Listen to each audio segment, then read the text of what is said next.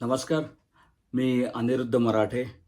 आज रविवार दिनांक 22 मार्च रोजी आपल्यासमोर हा आठवडा अमेरिकेतून ह्या व्हिडिओ सिरीजचा 14वा भाग आपल्यासमोर मी प्रसारित करणार आहे. मागील 2 आठवड्यांमध्ये कामाच्या व्यस्ततेमुळे व्हिडिओज करता आले नाहीत. परंतु ह्या आठवड्यात वेळ असल्यामुळे मी हा व्हिडिओ करतोय. या व्हिडिओमध्ये आपण 2 मुख्य गोष्टी बघणार आहोत.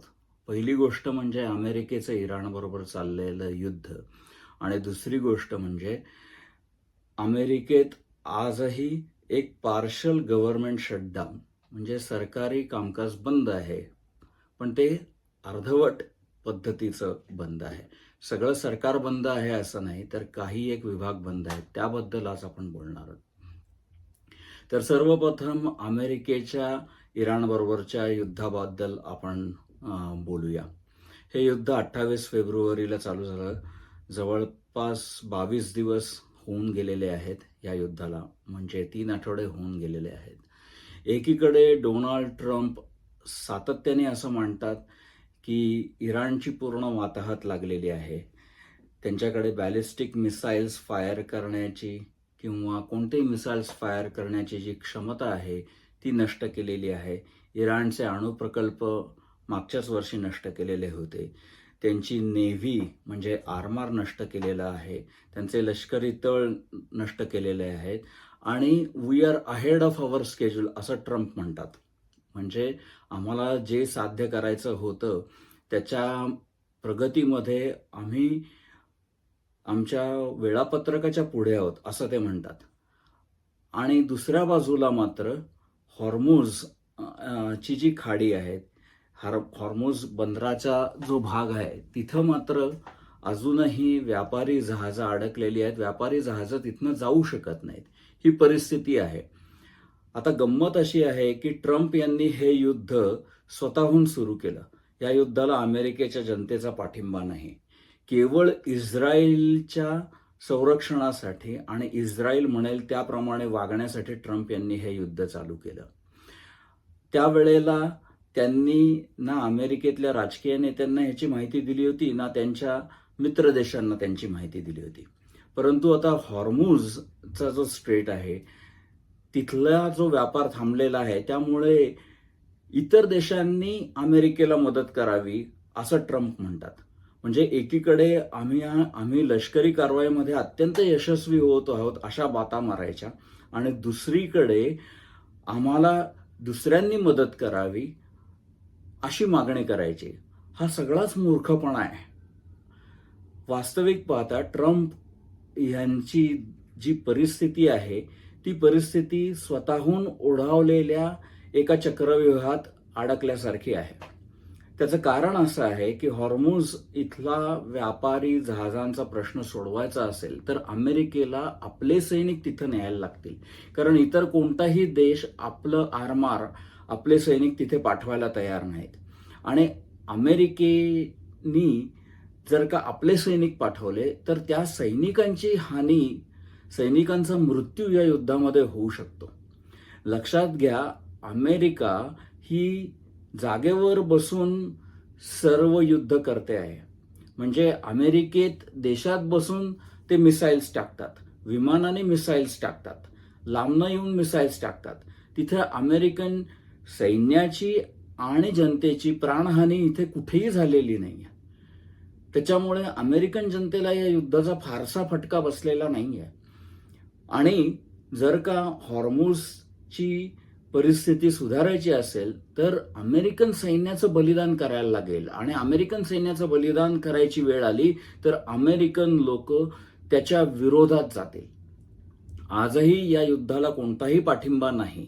आणि असं असताना, या युद्धाला कोणताही पाठिंबा नसताना ट्रम्प हे सगळं करतायत.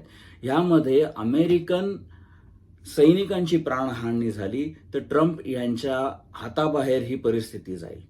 आज स्टेलमेट, ना कोणी जिंकतंय ना कोणी हारतंय. दुसऱ्या बाजूला आपण असाही विचार करायला पाहिजे की या युद्धाचं उद्दिष्ट काय होतं. या युद्धाचं उद्दिष्ट फक्त खामेनी यांना मारायचं उद्दिष्ट असेल तर खामेनी गेले, त्याच्या पुढचा माणूस आला, खामेनींचा मुलगाच आला. इस्लामिक जी राजवट आहे त्या राजवटीला दूर करायचं असेल तर ती राजवट आज दूर होत नाही. आज ती राजवट अजूनही इराणमध्ये प्रस्थापित आहे. तसंच ह्या राजवटीला जे विरोध करणारे इराणी लोक आहेत ते आता अमेरिकेच्या बाजूने कसे काय उभे राहतील. म्हणजे हा साधा विचार करायला पाहिजे की ही लोक आपल्या देशावर युद्ध लादलेलं असताना ज्या देशाने आपल्या देशावर युद्ध लादलं त्या देशाच्या बाजूने कसे काय ते उभे राहतील. अशी कोणतीही परिस्थिती नाही. त्याच्यामुळे इस्रायलने आणि अमेरिकेने या युद्धात काय साधलं, काय उद्दिष्ट होतं हे कुठेही स्पष्ट झालेलं नाही. हे ट्रम्प यांना स्वतःला देखील माहिती नाही असं मी म्हणेन.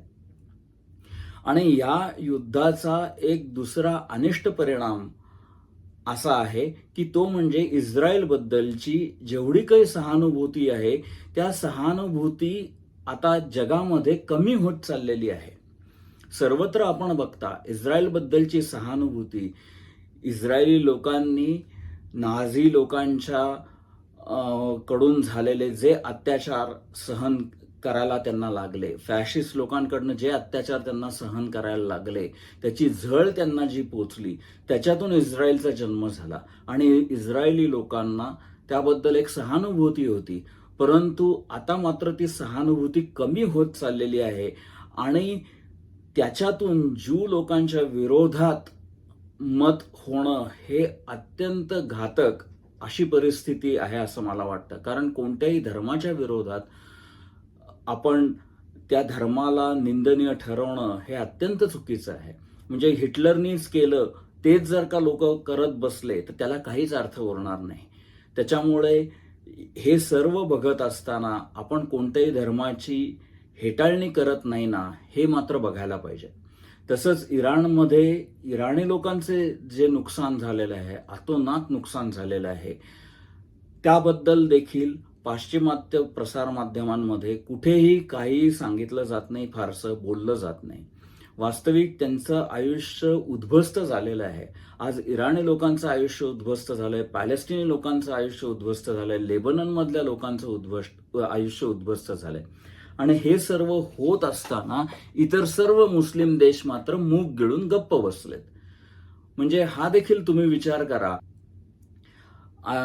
अमेरिकेच्या राष्ट्राध्यक्षांनी डोनाल्ड ट्रम्प यांनी इराणला 48 तासाची मुदत दिलेली होती की हॉर्मुझच्या बंदरातून वाहतूक सुरू झाली पाहिजे, नाहीतर इराणमधलं सगळं जे एनर्जी इन्फ्रास्ट्रक्चर आहे ते मी उडवून लावेन. आणि हा माणूस वेडा आहे. डोनाल्ड ट्रम्प हा माथेफिरू माणूस आहे आणि हा माथेफिरू माणूस ते ऑइलचं इन्फ्रास्ट्रक्चर सर्व उद्ध्वस्त निश्चितपणे करेल. आणि ते उद्ध्वस्त केलं तर जगात ऑइलची टंचाई ही मोठ्या प्रमाणावर भासेल आणि हे इन्फ्रास्ट्रक्चर उद्ध्वस्त केल्यानंतर ते पुन्हा पुनर्प्रस्थापित करायला खूप वेळ लागतो आणि हे पुनर्प्रस्थापित कधी होईल ही याची कल्पना आपल्याला नाही. तसंच ह्या सर्व प्रकारांचा वातावरणावर म्हणजे निसर्गावर काय परिणाम होईल ह्याची आपल्याला कल्पना नाही. काळा पाऊस आज इराणमध्ये पडतो आहे अशा प्रकारच्या बातम्या आहेत. हे सर्व जे काही चाललेलं आहे ते अत्यंत भयंकर आहे आणि हे सगळं भयंकर प्रकार चाललेले असताना समजा इराणचं इन्फ्रास्ट्रक्चर, एनर्जी इन्फ्रास्ट्रक्चर जरी उद्ध्वस्त झालं तरी देखील हॉर्मुझच्या बंदराच्या पासून होणारी व्यापारी वाहतूक चालू होईल का हा प्रश्न अनुत्तरितच राहतो. म्हणजे आपण कोणता निर्णय घेतोय, कोणती ऍक्शन घेतोय आणि त्याचे परिणाम काय आहेत याचा कुठेही ताळमेळ लावलेला दिसतो याच्या ह्या युद्धामध्ये असं दिसत नाही आपल्याला. तसंच एका अमेरिकन इंटेलिजन्स ऑफिसरनी राजीनामा दिला ह्या इराणच्या युद्धाबद्दल. कारण अमेरिकन इंटेलिजन्सचं स्पष्ट असं मत होतं की इराण हा काही इमिजिएट थ्रेट असा प्रकार नाहीये आणि त्यांनी ते कळवलं होतं. परंतु डोनाल्ड ट्रम्प हा माथेफिरू माणूस कोणाचंच ऐकणार नाही. त्याच्यामुळे हे जे काही चाललेलं आहे ते ट्रम्प यांनी स्वनिर्मित असं केलेलं आहे. त्याच्यामुळे पुढचे 48 तास विशेषतः सोमवार ते बुधवारमध्ये डोनाल्ड ट्रम्प काय करेल हे सांगता येत नाही आणि त्याचे परिणाम भयंकर होणार आहेत. भयंकर परिणाम म्हणजे जगातल्या ऑइलच्या प्राइसेस वाढायला लागतील. ऑइलची टंचाई, गॅसची टंचाई ही जगात सर्वत्र भासेल हे निश्चित. या ठिकाणी मी एक असं नमूद करू इच्छितो, मी अनेक भक्त लोकांच्या म्हणजे मोदी भक्त लोकांच्या मी प्रसार माध्यमातल्या पोस्ट्स बघतो आणि हे युद्ध कोणी थांबवू शकेल तर फक्त मोदी थांबवू शकतील आणि मोदी ते धुरंधर हा सगळा मूर्खपणा आहे. अमेरिकेमध्ये कोणत्याही न्यूज चॅनलवर मोदीचं नाव देखील नाही, हे लक्षात घ्या. मोदी इथं कुठे खिजगणतीतच नाहीये, हे तुम्ही लक्षात घ्या. मोदी युद्ध थांबवू शकेल तर कोणतं तरी अमेरिकन प्रसार माध्यम असं म्हणेल की नाही. कुठेही काहीही चालू झालेलं नाहीये. मोदी काय, भारत काय, इथं खिजगणतीतही नाहीयेत, हे तुम्ही लक्षात घ्या. त्याच्यामुळे कोणी असं म्हणत असेल मोदी युद्ध थांबवू शकेल तर हे मुंगेरी लाल के हसीन सपने याच्या पलीकडे काही नाही, हे तुम्ही लक्षात घ्या. आणि ह्याची झळ दुर्दैवाने भारतातल्या लोकांना बसायला लागलेली आहे. आजपर्यंत तरी अजून तरी अमेरिकेतल्या लोकांना ही झळ बसलेली नाही. अमेरिकेत गॅसच्या प्राइसेस वाढलेल्या आहेत, परंतु गॅसच्या प्राइसेस किती वाढलेल्या आहेत तर फक्त $1 पर गॅलन ऑन अन ॲव्हरेज असं म्हणता येईल. परंतु आजही सध्या इथं स्प्रिंग ब्रेक चालू आहे, आजही लोक मोठमोठ्या SUVs घेऊन हिंडतायत. अगदी पर फ्लोरिडा पासून वरती ओरेगन पर्यंत सगळीकडे हिंडतायत. क्रॉस कंट्री ज्याला आपण असं म्हणू तसं. त्यांना कोणतीही क्षिती पोहोचलेली नाही. सगळं सब चंगासी मज्जामा, केम छो मज्जामा असं अमेरिकेत चालू आहे. त्याच्यामुळे ह्याची झळ अमेरिकेला कोणत्याही प्रकारे अजून तरी बसलेली नाही, परंतु ह्याची झळ, ह्या माथेफिरू ट्रम्पच्या निर्णयाची झळ अख्ख्या जगाला बसते, हे मात्र मोठं दुर्दैव आहे. त्यानंतरचा जो मुद्दा आहे तो मुद्दा म्हणजे partial shutdown of American government. हे पार्शल शटडाऊन काय भानगड आहे ते मी सांगतो. आपण पाहिलं होतं की ice, immigration and custom enforcement, ह्या अमेरिकेच्या सरकारी यंत्रणेनी मोठा धुमाकूळ वेगवेगळ्या राज्यांमध्ये घातला होता. ते शाळेत जाऊन मुलांना पकडून न्यायचे, चर्चमध्ये जाऊन धमक्या द्यायचे, कोणाला पकडायचे तर जे मायग्रंट्स आहेत ज्यांना अनडॉक्युमेंटेड वर्कर्स असं म्हणतात किंवा अनडॉक्युमेंटेड मायग्रंट्स असं आपण म्हणू, त्याला इलिगल इमिग्रंट असं देखील म्हणतात. परंतु तो शब्द योग्य नाही, कारण इमिग्रंट इलिगल असण्याचा काय प्रश्न आहे. मनुष्य कधी इलिगल होऊ शकत नाही. परंतु अनडॉक्युमेंटेड, कोणतेही कागदपत्र नाही, घुसखोर एक वेळ म्हणता येईल, अशा घुसखोर लोकांना काढून टाकण्यासाठी आईसनी मोठं रान माजलं होतं. त्यात 2 अमेरिकन नागरिकांचा मृत्यू झाला. आईसनी जो हा धुमाकूळ घातला होता त्याच्यातून बाहेर येण्यासाठी डिपार्टमेंट ऑफ होमलँड सिक्युरिटी म्हणजे गृह खातं जे आहे त्यांचं जे फंडिंग आहे ते डेमोक्रॅटिक सिनेटर्सनी रोखून धरलेलं आहे. त्यांना याच्यामध्ये काही बदल हवे आहेत. बदल म्हणजे कसे, उदाहरणार्थ तर आईसनी रेड घालताना कॅमेरा ऑन केला पाहिजे. त्याच्यानंतर शहरांमध्ये लोकल पोलिसांच्या मार्फत हे सर्व कार्य झालं पाहिजे. असे अनेक मुद्दे आहेत आणि हे मुद्दे जोपर्यंत मान्य होत नाहीत तोपर्यंत आम्ही फंडिंग पास होऊ देणार नाही, अशी भूमिका डेमोक्रॅटिक सिनेटर्सनी घेतलेली आहे. आता त्याचा परिणाम काय झाला हे आपण बघूया. त्याचा परिणाम असा झालाय की एअरपोर्टवरती TSA, ट्रान्सपोर्टेशन सिक्युरिटी एजन्सी, ह्याचे एजंट्स असतात. आपल्यापैकी अनेक जण अमेरिकेत आले असतील तर जे एजंट्स तुमचा व्हिसा बघतात, तुम्हाला एंट्री देतात किंवा सुरक्षा यंत्रणेतनं तुम्हाला जायला लागतं, तिथं जे कर्मचारी असतात ते हे TSAचे कर्मचारी असतात. तर त्यांचा पगार होत नाहीये आणि त्याच्यामुळे अनेक TSAची लोक कामावर येत नाहीत आणि त्यामुळे एअरपोर्ट्स वरती मोठाले विलंब होत आहेत. म्हणजे सिक्युरिटी चेकमधनं जाण्यासाठी 2-2, 3-3 तास. आज सकाळची बातमी होती की अटलांटामध्ये TSA प्रीचेक या लोकांना फारशा सिक्युरिटीतनं जायला लागत नाही. त्यांना कम्प्युटर वगैरे बाहेर काढायला लागत नाही, शूज वगैरे काढायला लागत नाहीत, कारण त्यांनी आपली माहिती सरकारला अगोदरच दिलेली असते आणि त्यांना प्री स्क्रीनिंग केलेलं असतं. परंतु अशा प्रीचेक लोकांना देखील 1-1.5 तास लागत होता अटलांटा एअरपोर्टमध्ये, अशी बातमी होती. तर डोनाल्ड ट्रम्प यांनी सांगितलंय की ते TSAच्या ठिकाणी आईस एजंट्सना पाठवणार आहेत. ते अजून चालू झालेलं नाही, परंतु पुढच्या आठवड्यात मात्र ते चालू होईल. आणि ह्याचा परिणाम काय होतं ते देखील येणाऱ्या दिवसांमध्ये बघणं महत्त्वाचं ठरेल. त्यानंतर एक तिसरी गोष्ट मला आपल्या सगळ्यांना सांगायची होती, ती म्हणजे डोनाल्ड ट्रम्प यांनी एक व्होटिंग ॲक्ट आणलेला आहे आणि तो ॲक्ट पास व्हायची कोणतीही शक्यता नाही. परंतु हा व्होटिंग ॲक्ट जो आहे तो नंबर 1 प्रायोरिटी असं ट्रम्प यांनी सांगितलेलं आहे आणि तो पास झाला नाही तर मी इतर कोणत्याही कायद्याच्या मसुद्यावर सही करणार नाही अशी त्यांनी धमकी घातलेली आहे.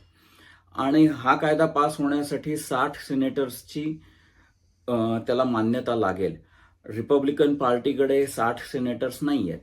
आपण मागच्या व्हिडिओजमधनं फिलिबस्टर वगैरे या संदर्भात बोललेलो होतो. तर हा फिलिबस्टर त्यांना पार पडायचा असेल तर त्यासाठी 60 सिनेटर्सची मान्यता लागेल. ती मिळणं शक्य नाही. परंतु हे जे काही प्रकरण आहे व्होटिंग ॲक्टबद्दल ते देखील अत्यंत महत्त्वाचं ठरेल येत्या काही दिवसांमध्ये आणि त्याच्यावरती काय होईल ते आपण या व्हिडिओजमधनं बघू. मला स्वतःला असं वाटतं की पुढच्या आठवड्यामध्ये इराणवरचा हल्ला आणि इराणमधल्या एनर्जी इन्फ्रास्ट्रक्चरचं काय होतं हे बघणं महत्त्वाचं ठरेल, पहिली गोष्ट. दुसरी गोष्ट, गॅस म्हणजे पेट्रोलचे भाव कशा प्रकारे वाढत आहेत जगात हे बघणं महत्त्वाचं ठरेल. पेट्रोलची जी टंचाई आहे ती कितपत भासते आहे हे बघणं पुढच्या आठवड्यात महत्त्वाचं ठरेल. त्याचप्रमाणे एअरपोर्ट्सवरती जे डिले होत आहेत, डिपार्टमेंट ऑफ होमलँड सिक्युरिटीचं जे फंडिंग आहे त्याचं काय होतं हे बघणं महत्त्वाचं ठरेल. आणि या व्होटिंग ॲक्टबद्दल सिनेटमध्ये काय मार्ग निघतो हे देखील बघणं पुढच्या आठवड्यामध्ये महत्त्वाचं ठरेल. आणि नेहमीप्रमाणे आपण ह्या व्हिडिओची सांगता कविता वाचनाने करतो. मला 1-2 कविता अशा माझ्या बघण्यात आल्या, यूट्यूबवरती बघण्यात आल्या. एक सोनू सूद यांनी एका शॉर्टमध्ये, यूट्यूब शॉर्ट्समध्ये ती मला कविता दिसली आणि एक गुलजार यांची कविता फेसबुकवरती रील्समध्ये मला दिसली. मला त्या 2 कविता खूप आवडल्या. गुलजार यांची जी कविता आहे त्याला कविता म्हणायचं का नज्म असं म्हणतात असंही मला त्यातलं फारसं काही कळत नाही, पण म्हणून मी त्याला कविता असं म्हणतो. तर या 2 कविता आज आपण बघूया. सोनू सूद यांची कविता मी पहिल्यांदा वाचतो. तू अपनी खूबियां ढूंढ, तू अपनी खूबियां ढूंढ, कमियां निकालने के लिए तो लोग हैं ना.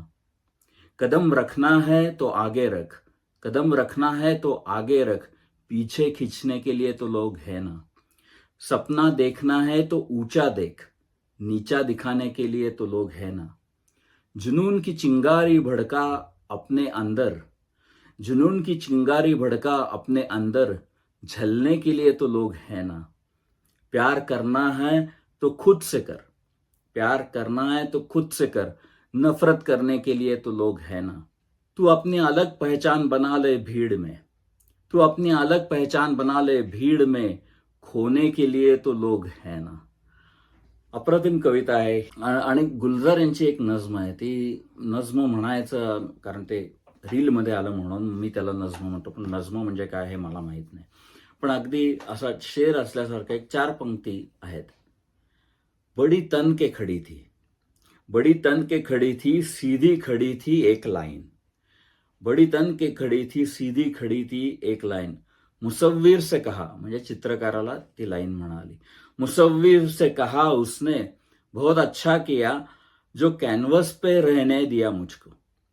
मुसव्विर से कहा उसने, बहुत अच्छा किया जो कैनवस पे रहने दिया मुझको. जमीन पर गिरती मैं तो फिर कोई बंटवारा हो जाता. जमीन पर गिरती मैं तो कोई बंटवारा हो जाता. जो न जाने कोई वो जाने कवी असं जे म्हणतात, हे अशा कविता वाचल्यानंतर खरोखरच आपल्याला ते सत्य वाटतं आणि ते सत्य आहे. अशा प्रकारे हा आठवडा अमेरिकेतून भाग 14 आज संपन्न होतोय. आपण या कार्यक्रमाची सांगता एका टॅगलाईननी करतो आणि ती टॅगलाईन म्हणजे the truth is always at the source. The truth is always at the source. नमस्कार.